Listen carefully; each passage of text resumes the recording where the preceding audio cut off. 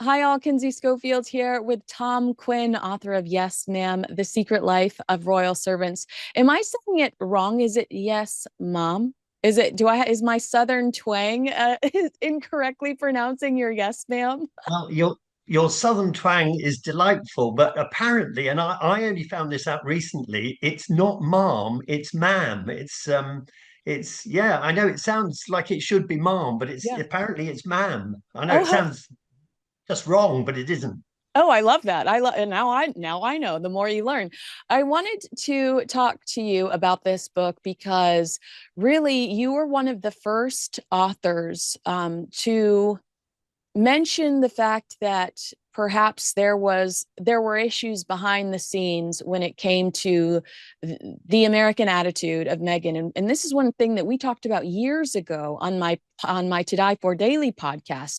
And I loved the way that you broke down Meghan's behavior versus Princess Diana's behavior, and you go into a little bit about that again here. And I also just have to say, you're always so gentle in the way that you discuss it. You're never cruel. I know that Meghan and Thanks. Harry complain about cruelty and bullying, but you've always been super gentle and just fact based in the way that you've described it. So I applaud you for that. Had you ever heard Thanks. from Harry and Meghan when it comes to your reporting? Because there have been some authors that say that they were threatened with lawsuits. But I'm also like, he's so nice. Surely they're not going to threaten Tom Quinn. Have you ever heard from them regarding some of your Um, reports? well, yes, with this latest book, yes, ma'am. I got a letter from their lawyers, but it was amazing. It was actually a very nice letter.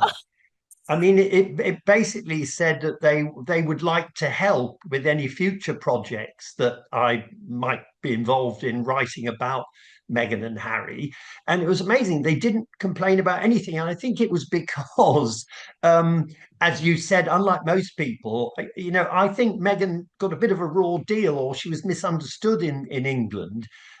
So I tried to be a bit more balanced. And actually, I talked to some of the staff who'd worked for Meghan and Harry, as well as staff who'd worked in Kensington Palace for the other royals.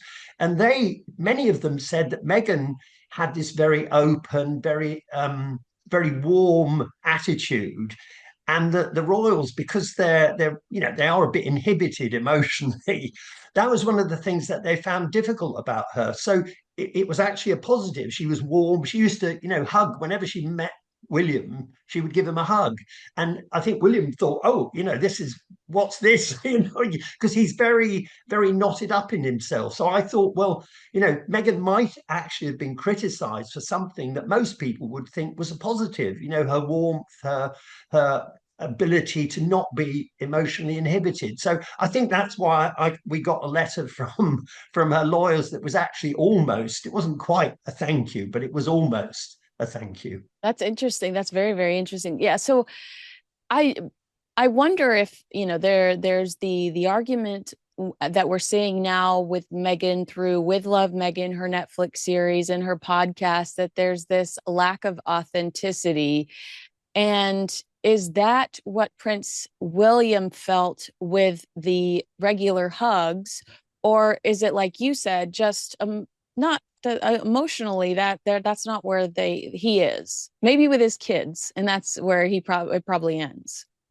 Yeah, I think it's a mixture, really. I just think it was such a shock to have this very, very different person arrive in a family which is very formal and very, I don't want to say emotionally cold, but there's something of that. So I think they were surprised, but there was also a bit of the royal family who felt that it was inauthentic, that it was slightly overdone. And Mm. I actually think that Meghan probably overdid it a bit because she was nervous.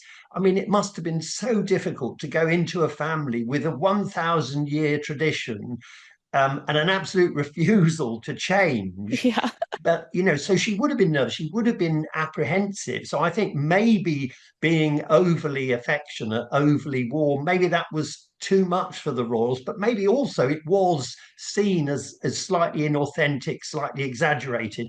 So in a way, the whole thing was a catalogue of confusions on both sides, slight misunderstandings, and as we know, it ended eventually in disaster.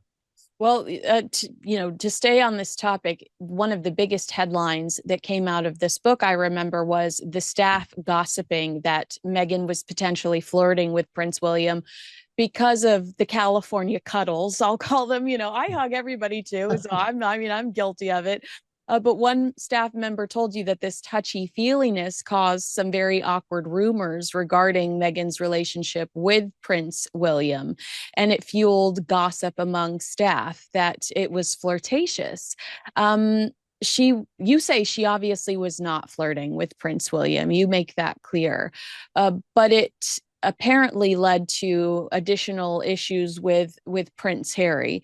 Was Prince Harry's frustration surrounding the gossip, or was Prince Harry's frustration surrounding Prince William's lack of kindness or lack of? Did Meghan feel this? Ugh, and was Prince Harry reacting to that?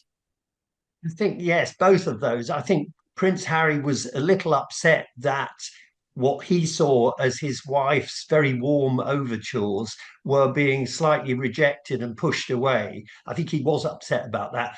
But he also had to deal with the fact that there was this atmosphere of gossip about Meghan and William, even though everyone knew that, of course, she was just hugging William because they were related, they were in the same family. But inevitably, because Kensington Palace is a sort of hothouse and there are a lot of staff, you can't control what people say. So I think Harry disliked the gossip but couldn't stop it.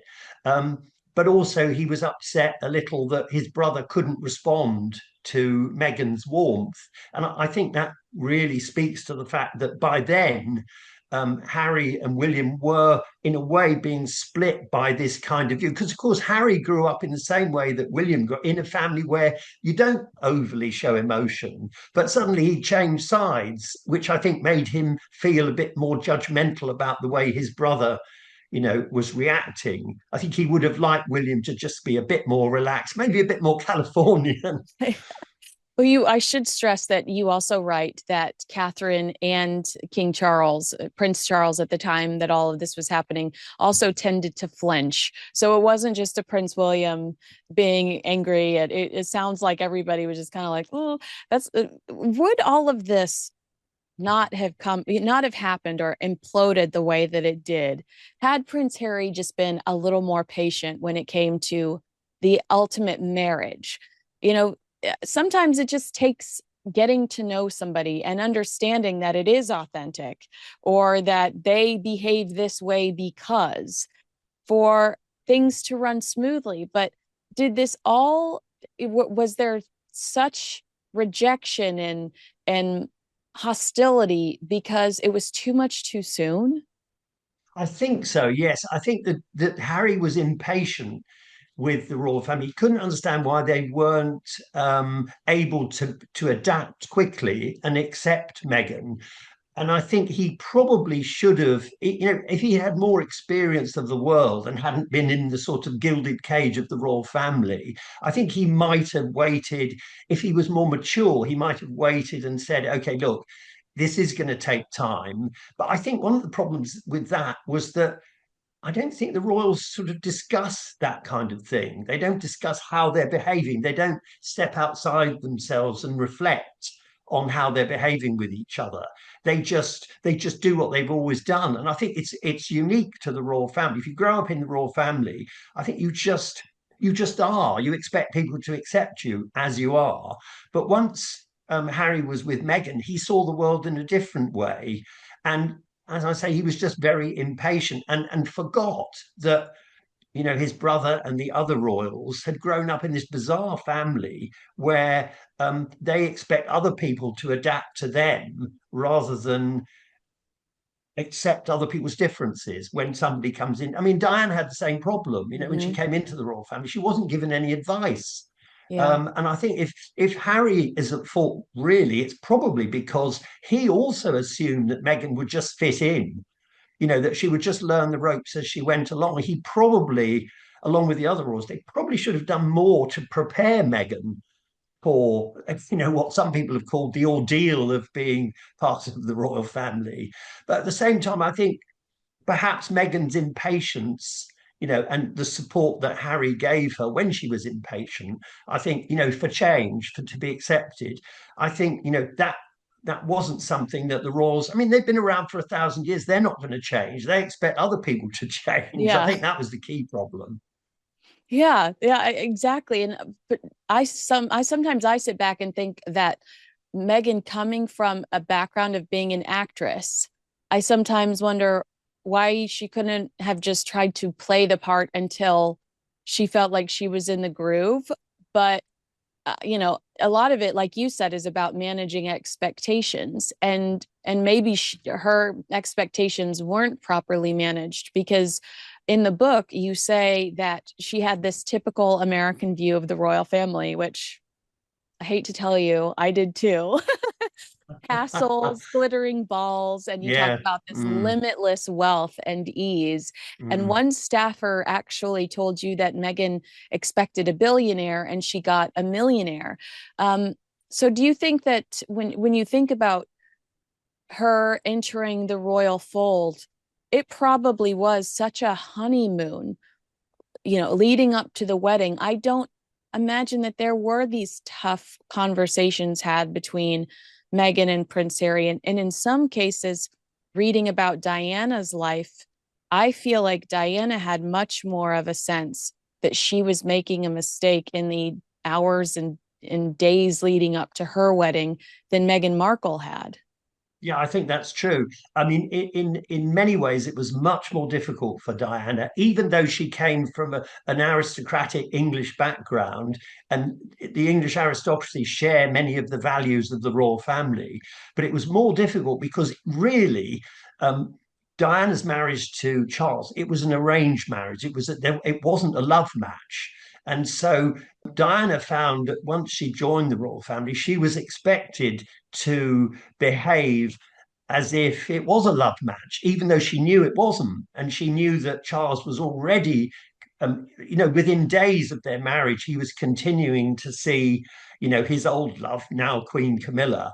And so it was really difficult for her, 10 times more difficult than for Meghan, because at least Meghan was aware that, Harry was in love with her, still is in love with her. So she had that sense of emotional solidity, which poor Diana didn't have. I mean, Diana knew almost from day one that Charles was only marrying her because of the pressure of the senior royals. In fact, actually, the unhappiness, the disaster of Diana's time in the royal family, that was one of the things that changed the royal family more perhaps than anything else. They realized how badly they'd got it wrong with Diana and how unhappy she was, which is why someone like Kate had a much, she had a much easier ride. And I think Meghan would have had an easy ride, but she didn't like the formality, she didn't Mm. like the restrictions, and she wanted everyone, as we said, to be a bit warmer. And so I think there's a lot of conflict with those different things, and as you said, different expectations which need to be managed. Well, you said in the book that Meghan was quoted as saying at one point, "What Diana started, I want to finish." So when I hear a quote like that, I think, and I believe that she wanted everybody to be a bit warmer. But didn't she see? Why didn't she see it as an opportunity if she really did want to start what Diana finished, as being the beacon, as being the one that is warm, that ultimately, had she stayed in the game, everybody would have inevitably been like, well, she's just, why is she so sweet and everyone else doesn't seem to be as sweet as she is?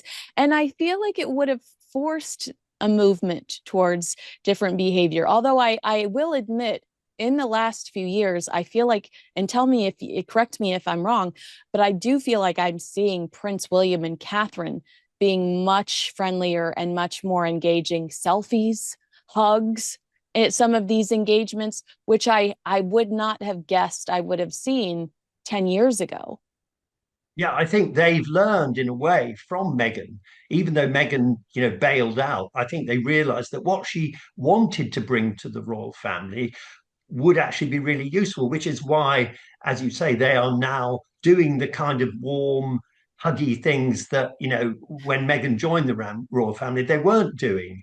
I think also that if Meghan had been patient and stayed for longer, been more diplomatic, she probably still wouldn't have been able to do, that phrase you use, to finish what Diana started. And the reason for that was that being not being the future king and queen, Harry and Meghan would always have to do the kind of good deeds that were discussed and agreed by the royal machine. They couldn't just go and do the things they wanted to do. Mhm. So it would have always been okay, they can carry on doing the kind of good works that Diana did, but always playing second fiddle to, in that respect, to Kate and William. And I think they just didn't like that restriction. It's the classic of the gilded cage. You have this wonderfully luxurious life, but you can't choose what to do. You can't choose which charities to support without first getting the agreement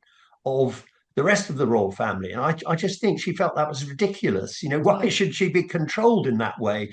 But that's the way the royal family works. I mean, even down to the level of, if you're in Kensington Palace and you want to go to the hairdresser at 11 a.m. on a Saturday, you have to get permission, even if you're a senior royal, because you mustn't leave at the same time as another senior royal is leaving. So if Kate's going at 11 a.m. on Saturday to the hairdresser, then Meghan could not book to go to the hairdresser also at 11 a.m. Even if it was different hairdresser, they're not allowed to leave at the same time. So a lot of it seemed to Meghan very petty. Yeah. Why could she not make her own decisions about her own life? And I think that was one of the biggest things that she resisted. And the more she resisted the rules, the more the senior royals disliked what was going on and rejected her effectively. Well, and Prince Harry wasn't going to be able to justify it because he didn't, it sounds like Prince Harry didn't really understand. Well, you go into the book that a lot of the rules can be silly, but they've existed for so long that Prince Harry probably doesn't know what the ultimate objective was in making that rule. So she's complaining to somebody that can't talk her down because he doesn't really understand why they're in place either. Yeah, exactly. So all his years growing up in the royal family, he would have just accepted these rules without question, without thinking about them. And then Meghan comes along and quite rightly says, "Well, why are we doing all these petty things? Why can't we change them?" And as you say, Harry is saying, "I don't know. We've always done that. I'd never thought why we do it." But he very quickly moved over to accept most of Meghan's views about the sort of petty rules and regulations. And again, that caused friction. Mhm. For example, when Meghan first was dating Harry, they went with some of Harry's school friends and army friends to a pheasant shoot, pheasant hunting, you'd call it, in England. And Meghan really disliked it. She disliked the views of some of the very reactionary views of some of Harry's friends. She disliked the formality of she thought it was like shooting fish in a barrel. It was too easy. She just didn't like the whole atmosphere.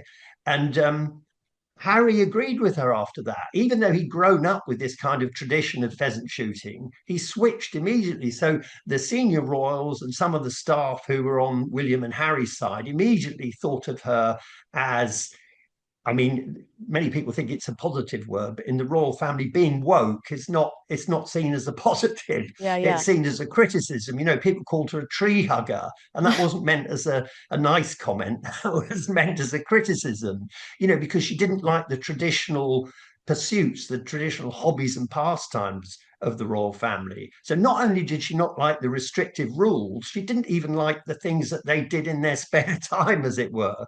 Yeah. And of course, Harry increasingly saw that Meghan's view was much more like the view of the rest of the world. And that meant he'd stepped outside the gilded cage. And of course, once he'd stepped outside, I think the rest of the royals decided to try and keep him outside. Interesting.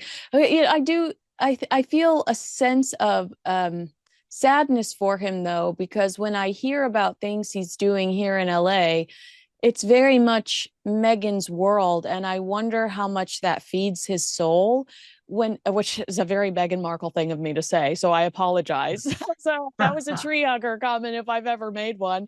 But when I think about him in Santa Barbara at the book opening with Meghan and Oprah, and some, the book opening, it was an agent. It's a maybe a literary agent that recently opened a book outside of Montecito, and Meghan spoke there, and Harry hanging out with these 40 to 60-year-old women primarily that Meghan loves and that are mentoring and advising Meghan in some way. But how much of that does Harry truly enjoy? I mean, does he ever miss laughing with his friends and going to estates with his friends and being in the middle of nowhere? Because while Montecito is nice and quiet, you're hearing car horns, you're hearing people lock their cars. It's not like being in the middle of nowhere with your best friends, and the serenity you feel there, and the zen, and being around this group of people that you can trust, and that don't judge you because you've been their friend since you were both babies or boys. I do wonder how much he misses that environment compared to the social life they have in Montecito today. Well, somebody told me who's been with Meghan and Harry in the States said that he sometimes seems like a little boy lost. Mm. That he's trying to find things to do, but because he's not really trained to do anything other than be a royal and do what royals do, he's finding it really difficult. He gets up, he takes the dog for a walk, goes for a drive. He can't do the kind of things that Meghan, I don't think he wants to do. He doesn't really want to have a career, on the internet with the kind of things that Meghan with love, that kind of thing. He doesn't want to do that. Doesn't feel qualified to do that. And so he's really struggling to fill the time. He likes Meghan's friends and he mixes with them, but I think he always has the sense of, I'm not a person who has a role outside still being a royal. I'm just a royal in exile. And I think it's the tragedy of growing up as a senior royal is that by the time you get to adulthood, if you leave, you're not trained to do anything. I don't think he could change a light bulb. He couldn't fix a car. He can't do anything practical, and so life is really difficult for him. And I think you can see there's a certain amount of strain in the relationship because he's clearly still in love with Meghan, but it's that keeps him in the States. I think otherwise he would come back. If they were divorced, heaven forbid that should happen, but he would come back because there is nothing for him. He can't have a job as an actor. Meghan could go back to that. She's got her various projects, which Harry's on the edge of. And the thing that's really worrying him is that all the research in America suggests that people are losing interest in him. First it was the great romance for which he gave up being a member of the royal family, a bit like Edward VIII, who gave up the crown for Mrs. Simpson, another American. It had echoes of that great romance, but of Mm-hmm. course you can't live on that day to day years later. So I think Harry is struggling. You when you describe him, it reminds me of watching. I've always had a soft spot, and I always kind of ache for veterans that struggle. And he's a veteran too. They struggle to come back to the real world and find the right place for them to contribute, and they struggle so much that a lot of them end up on the street, which is so horrible to see. But it's interesting that he's chosen the route of supporting veterans, and having kind of so much in common with them, where he leaves this life where he's trained to do one thing and doesn't feel like he knows how to do anything else in the United States, really. When you talk about Harry and Meghan not being able to contribute, because that's a very important narrative that we heard when Harry and Meghan stepped down, was that they weren't able to contribute in the way, and they were never going to be able to contribute in the way that they wanted to in the British royal family and pursue the types of things that were important to them. They were always going to have to ask permission and make sure it wasn't something Catherine and William cared about doing before they were allowed to do it. Have you seen that reflected in their work today? What do they do today that they couldn't do, and I mean in the charity space. And if you don't know the answer, that's fine too. But today I look at their work and I think, well, Senabale existed. Now I know that he just stepped down, but Senabale existed within the royal family. Travelist started when he was still in the royal family. Invictus, African Parks Charity. I feel like the majority of the things he does today started when he was a member of the royal family. He hasn't really started anything new. And then Meghan has really gone completely commercial. So does that story hold up today, that they were held back in some way by the royal family? The way that they wanted to contribute to the world, they were held back. I think they were held back. I mean, in the first instance, the major way in which they were held back, if you remember, there was the Sandringham Summit, as it Yeah. was called, where there was a discussion between the senior royals and Meghan and Harry about their future, and that was where Meghan and Harry said, "Look, we want to be working royals for part of the year and not for another part of the year." And the royal family said, "No, you're either fully in or you're fully out." And that was a major cause of the breach between the two sides of the family. But as you say, the charities that Harry especially wanted to be part of and to promote, and of course Meghan was fully behind them, were the sort of charities that Harry got involved with when he was a royal. Now, as I understand it, he has tried to become involved in other charities Oh. since leaving the royal family. But the problem is, he's beginning to realize that charities are not so interested in him because he's not a working royal. I think he always felt that even outside the royal family, his value as a member of the royal family would remain the same. But actually, it's declined because people are saying, "Well, you're not a working royal anymore, so it doesn't really count." And so when he's put out feelers about other charities, there hasn't been the response that he'd hoped for. And the charities that he's no longer sent to Bali, for example, that there's been this big row. I think he will find it very difficult to move on from that and become involved in another charity or set up a charity such as Invictus. It all dates back to the period when he was in the royal family, and there hasn't been anything since, really. And Mm-hmm. I think that also is making him feel very uncomfortable. I mean, it's a bit like the Shakespeare King Lear play. He gave up being a royal, but somehow thought that he could still behave in a way that a royal would behave. And he's only discovered when it's too late. That's his tragedy, that you can't do that. People are not as interested. And that will apply to the kind of things that he said and Meghan said they wanted to achieve, in the tradition of Harry's mother, Diana. So it is going to be increasingly difficult for That Harry, even on the charity front. That's so interesting because when this is unrelated to charity, but it was Harry's birthday last year. And I was doing a story about it. And I had a publicist pestering me, trying to get me to do a write up on one of their celebrity clients. And somehow I found a way to combine these stories. And I said, well, why don't you give me a comment or give me some sort of spiel on Harry's birthday? And the publicist was like, we don't want anything to do with them.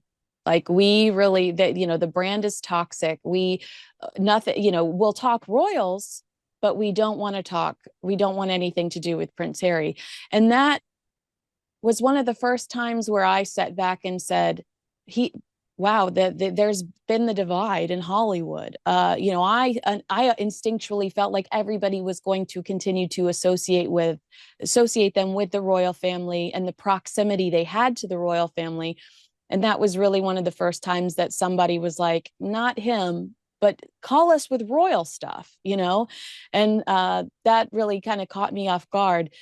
When you talk about Harry and Meghan, and Meghan's empathy, Meghan's kind of compassion, the California cuddles, does it surprise you at all that they pursued this kind of vengeful path? And if you think that word is too strong, I correct me, but does it surprise you at all that they fought so fiercely against the royal family for the first few years after they left, knowing that the Queen was ill and that Prince Philip was ill, because that is one of the comments I hear a lot in the States. People are angry that they feel like Harry and Meghan made the last few years of their lives uncomfortable. Yes, people I've spoken to have said that there's a sense that Harry more than Meghan, but Harry mostly it was sort of selfish, given that Prince Philip and Elizabeth II were in the last stages of their life. It was selfish of him to stir up all this stuff, to be a rebel in a way, to break away from his family and cause all the sort of bad publicity. And I think, as you've hinted, it looked vengeful. It looked afterwards as if they were constantly criticizing the family when it couldn't have all been on one side. The fault couldn't. Nobody ever really believed that the royal family were horrible, were deliberately making Meghan and Harry unhappy. So it probably would have been better in terms of the brand, as you say, the publicity around them, if they'd stayed quiet, they'd refrained from criticizing the royal family. I mean, after all, that's one of the things that people always admired about the late Queen Elizabeth II, that she never complained and she never explained. Whereas Harry and Meghan have gone the other way. They keep making a fuss. They constant legal battles, attacks on some of the attacks really very public, very personal. And I think they've misread the situation. I think they felt the public would be sympathetic when they went on television, with Oprah and made all these criticisms. But actually, it's kind of blown up in their faces. What's actually happened is the opposite. For what they expected. That I think they expected sympathy, and actually they're not getting sympathy. And I think that's to do with the fact that Harry, a lot more than Meghan, is very naive. Again, it goes back to growing up in this very strange bubble, this gilded cage, doesn't equip you for making judgments about in the outside world. He's come to the outside world too late to learn instinctively how to behave. He still behaves in an entitled way, even when he's criticizing his own brother. So, I think, as you've hinted, it looks vengeful, and it hasn't done the brand of the Sussex brand any good at all. I want to bring this up because in a previous conversation we had, I loved the comparison you did to Meghan and Diana, and how um, Diana grew up with this background, to where she was kind. I mean, she was just simply nice to the people that worked around her. She'd show up to their house, kick her feet up, and play with the kids, play with the animals. But Meghan had a very different attitude towards staff. And I was reminded of this in your new book, because you say that Meghan didn't really like the fact that Harry tended to ask staff if they would mind tidying up or bringing something to him. And you said with her background, she felt when you pay people to do something, you just issue commands, and that Harry should just tell them what to do. And that again reminded me of this conversation we had about Meghan versus Diana. Could you go into that a little bit? And I mean, that to me is such a sweet reflection of Prince Harry, and I would hate for that to go away. And I wonder if by now he has changed his attitude towards the way he speaks to the people that they pay to help them. I don't think he has. I think it is part of his charm, and I think now Meghan has accepted that that's the way he does things. I think it's developed this business of the royals saying to their staff, "Would you mind doing this or bringing that?" I think it developed because they were criticised so much, in the past, even as recently as the 1950s and 1960s, for being too imperious with their staff, for treating them almost as if they were pieces of furniture. Yeah. And so now they've gone the other way, because they want to deflect criticism of, we don't even use the word servants anymore. Well, certainly up to the 60s, the 1960s, they were all the staff were referred to as servants. So as part of that shift, that, if you like, democratization, the royals are very careful to seem very polite to the staff, to treat them as equals, really, even though, of course, they're not. It's just a form of, I mean, some people laugh at it, sort of, the way the English are supposed to. If someone bumps into you in the street in England and it's their fault, you always say sorry to them. Always, I It's do the the same same kind of thing. thing.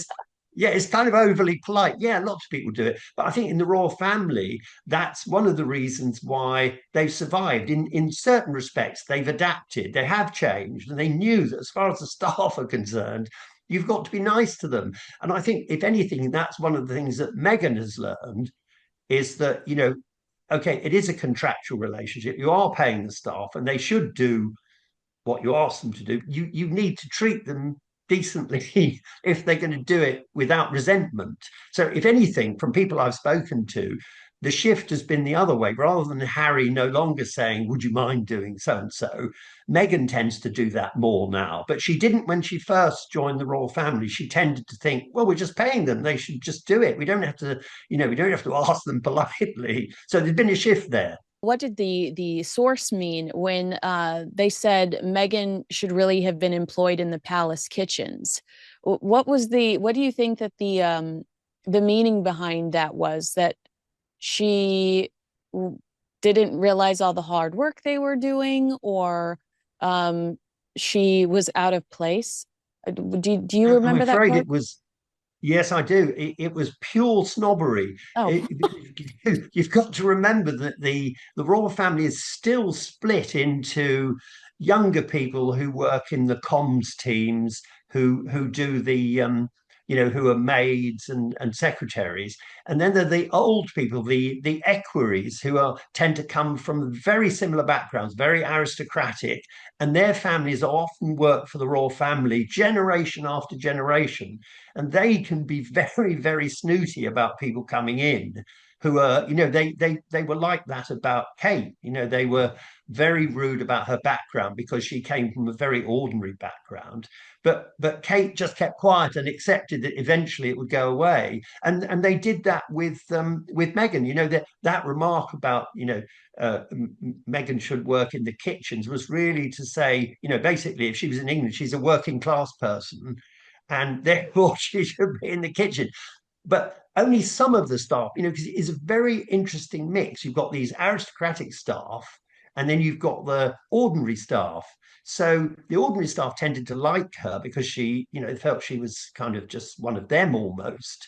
But the more aristocratic staff were, they were snobbish about her. She's not good enough. She's not an aristocrat, in other words. yeah. And so that tension is still there. Even now, it's still there. Well, I could talk to you forever, but I will end on this question. I love this book, and I clearly enjoy talking to you because I think I asked you for half of the time that I've demanded of you today. So I'm so sorry. But Not at all, no. I love the quote, "Meghan is Mrs. Simpson come back to haunt us." Can you expand on that quote from this book? Yes, several people I spoke to who, in fact, one or two who were old enough to remember what happened with Mrs. Simpson, they said that it was an amazing repeat. It was like history repeating itself, and they were astonished. They said, how is it that this such an exact parallel could happen? That Edward VIII fell in love with an American woman and basically gave up the crown. And Harry, okay, he was never going to be king, but he's no longer really in the succession to the throne. I think people were just astonished that it could happen twice in a relatively short period. But then for historians, it's not so surprising because, at the turn of the 20th century, the 19th into the 20th century, dozens, I think even possibly hundreds of English aristocrats married wealthy American women because the American women, they got the title, and the impoverished English aristocrat, they got the money. So there was a tradition. But, I think a lot of people were amazed at history repeating itself, as perhaps, we always are. If something happens that's extraordinary, it's even more extraordinary if 50 years later, 60 years later, it happens again. And do you feel like Harry and Meghan initially experienced the exile that Wallace and Edward did? Because I felt like the royal family could have been crueler. And now, I mean, I do feel like they're in exile now, but I don't think that they initially were. Remember, the Queen was like, "Well, why don't you take a year? Just take a temporary year." And it felt like once Harry and Meghan realized that the palace had determined that maybe they should, that the way things were going is the way that they should keep things. Harry and Meghan were devastated and reacted in the way that they did, meaning Oprah sit down and everything else that came with it. I think the key difference was that uh, Edward VIII was, I mean, it was much harder for him because he'd actually given up the crown. Yes. So, and I think, the Queen Mother never forgave him for that. And I think other senior royals felt that was a much bigger betrayal. Whereas as Harry, because he was never going to be king, although it upset a lot of people, it wasn't in the same league. It wasn't quite as terrible. Um, and so when they left, I think if they kept quiet, if they hadn't criticized so much, I think then there would have been an approach, and maybe Harry would have been offered some kind of a role that would have utilized his experience and his status as a royal. But the more they shouted and screamed and kicked and threw stones at the royal family, the less likely that was to happen. And I think now we've reached a point really of no return. So although he didn't give up the crown, he's now in the position that Edward VIII was, where the royal family didn't want Edward VIII to come back to the UK even for a holiday. Yeah. They just didn't want to see him at all. They wanted him forgotten. And I think, Meghan and Harry is almost at the same point now, which is very sad. I totally think that you are right. Him fighting the government and everything. I just get the sense that the royal family is like, we don't want you here anyway, which is That's right. It Yeah. feels horrible to say out loud. But Tom Quinn, you are the author of Yes, Ma'am: The Secret Life of Royal Servants, and if you were on Amazon, he's written several other books that are exquisite. So if you've already read this one, go read another one because there's plenty of good gossip, good tea. I guess you're more of an investigative journalist than a gossip. I'm more on the gossip side, so I won't use the G word with you, but I thoroughly enjoy reading your books, and obviously have even more fun talking to you. Thank you so much Thank for you. your time today, and thank you for writing. Are you working on anything else? Is there anything we can look forward I'm to? working on a book about the royals on holiday, Oh, a history of Balmoral. Their Scottish estate. So yes. that might throw up some interesting gossip. Oh, I love it. I cannot wait to read that. Thank you so much for your time today and Thank you, your Kinsey, very much. honesty. This has been so much fun.